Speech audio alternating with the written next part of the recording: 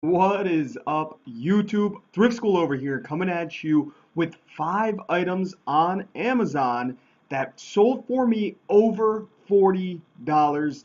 I picked 40 because I was going to say 50, but then I had a few cool sales in here that were around 40. So let's just jump right into it, and hopefully this will give you some ideas of what I look for, what sells, excuse me, what sells really well, things like that. So this first sale, you could tell, went for 94.95. And as you could tell here, the buyer had a certain promotion which gave them free shipping, which didn't affect me because this was sent in through Amazon FBA, so they fulfilled the order, so it's not like I was out of shipping at all. So the grand total was 94.95, and here it is. It's just a book. I sold it used. You could tell the other, oh, actually, the new offers for some reason are cheaper than used. So that's kind of interesting, actually. There's one really cheap new offer. I sold mine used, and it seems like the price has gone up. Yeah, it's gone up quite a bit, actually. So not 100% sure what happened there. This one actually sold about a week and a half ago for me. I just thought it was really interesting that I sold a book. It was a box set of books for almost $100 for some random books on, I don't even know, because it looks like architectural revisionism. I know nothing about that.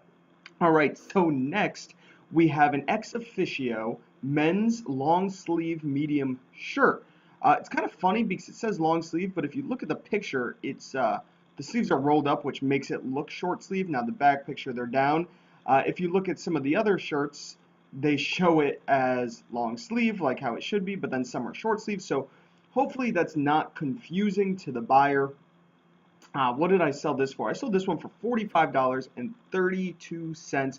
Yes, sometimes I find clothing to sell, whether it be at thrift stores or TJ Maxx or something like that. And they do pretty well when you could find the ones with a good enough rank. If I scroll down here, we might even be able to see the rank. It's 60,000 in sports and outdoors. So that's really interesting when it's ranked in the sports and outdoors category instead of the clothing category. I see that a lot with clothing. Sometimes it'll just be ranked there if it's an outdoorsy activity type shirt, whether it be this brand Ex Officio. Columbia is one that comes to mind. Of course, brands like Patagonia is kind of an outdoorsy brand. There's not a lot of Patagonia on Amazon, but there is. I don't know if it's restricted or not, though.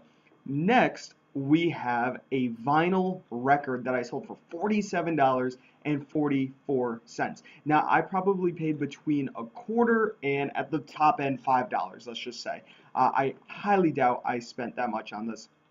And this one sold for $47.44. And let's take a look at the vinyl over here and see why it's priced so low right now. So I priced right underneath this guy by a little bit. What did I price him under by? I priced him, $3 less than this guy. But look at how low these go.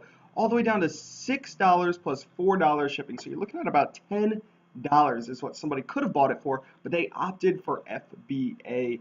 And normally I would have actually undercut this guy by quite a bit, because if you see $10 here, you're expecting maybe FBA to get 20, maybe 25 at the high end. And a lot of FBA sellers nowadays don't really realize this. You can price much, much, much higher. I see a lot of FBAers coming in and undercutting this guy right here, this $6 guy. I see people saying FBA, Amazon Prime, $5.97, free shipping. And they're either making a couple pennies on it or losing money. And I see that all the time. You don't have to do that.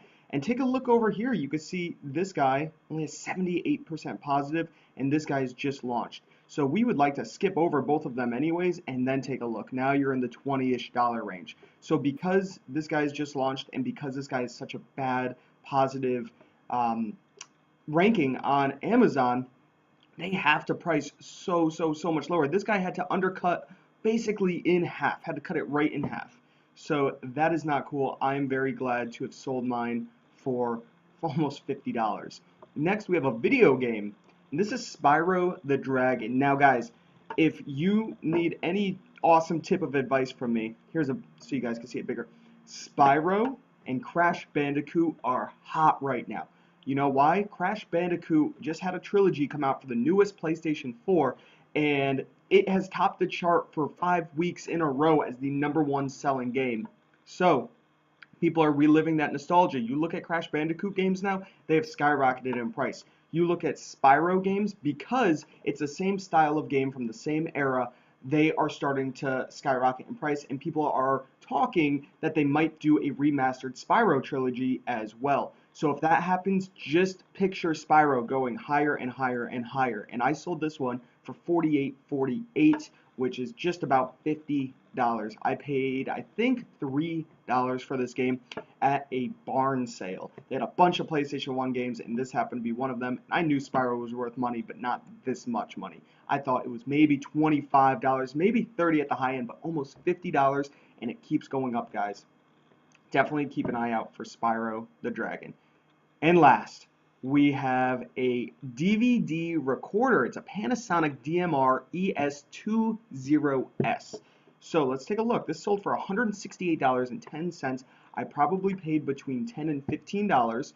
Now, what makes this worth so much money? And also, let's take a quick look. You see how I sold it for $168? Let's take a look and see where the prices are really coming in at. We have this guy right here at $129, just under $129, and then the next one's at about $159. So why was I able to sell it for so much more than them? Well, this guy actually has the remote, so this is a pretty good deal. This one has no remote. Now, I had the remote. Once you have a remote, I highly recommend, well, first, put it in your description, and second of all, do not send in a DVD player, a VCR, a combo, a recorder, anything like that without the remote.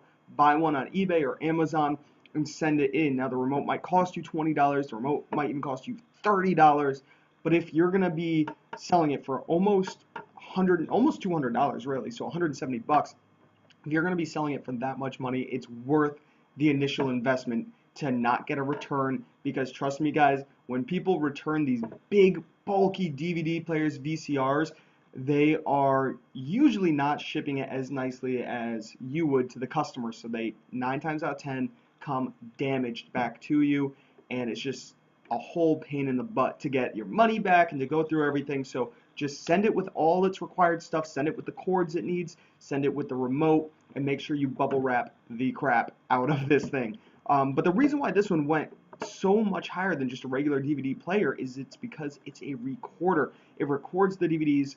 I think it might have had 2 DVD slots, not 100% sure there, but that is definitely what helps something sell. So whenever you're looking at these players in the stores, try to look for ones that say recorder on them. A lot of basic DVD players aren't worth that much money, but if you see the word recorder on the front of that DVD player, look it up. Trust me, it is usually worth a decent amount of money, usually with a decent rank. Let's check the rank on this guy. We're looking at about 50,000 in electronics, 45 in DVD recorders. So that's, I mean, that sounds pretty awesome. I'm not sure how many DVD recorders are on Amazon, but 50,000 in electronics is a very good rank, and I'm very happy to have sold this guy for $168.10. If you enjoyed this video, please give it a thumbs up. Comment down below if you have any questions. I will try to answer them, and subscribe if you haven't already. This is Thrift School, signing out. See ya.